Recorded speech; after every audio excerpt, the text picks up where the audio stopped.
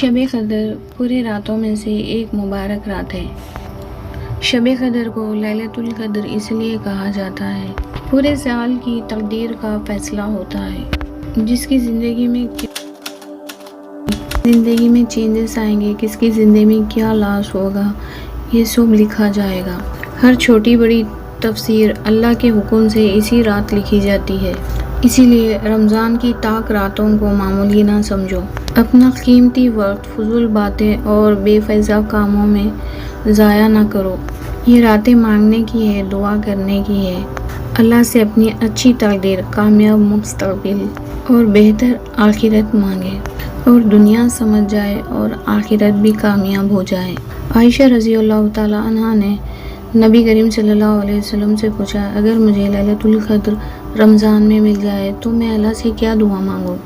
نبی کریم صلی اللہ علیہ وسلم نے یہ دعا بتائی، اللہم انک عفو تحب العفو فاعف عنی، اے اللہ تو مجھے معاف فرما دے۔ لیلۃ القدر میں یہ دعا زیادہ سے زیادہ مانگے۔ شب قدر میں وہ کون سا کام ہے جو اللہ کو پسند ہے، اور شب قدر میں کون سا کام کرنے سے اللہ پاک کو راضی کیا جاتا ہے؟ شب قدر میں وہ کون سا کام ہے جس کو کرنے سے اللہ راضی اور خوش ہو جاتے ہیں؟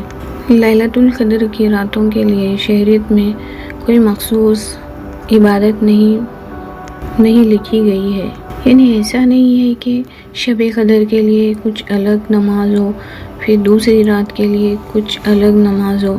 ایسے تو قرآن میں کہیں بھی ایسے نہیں لکھا ہے۔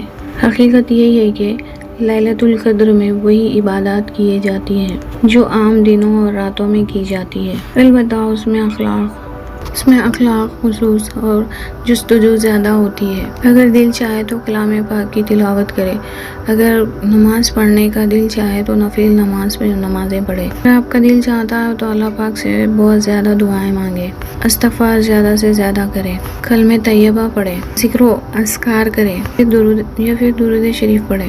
اصل مقصد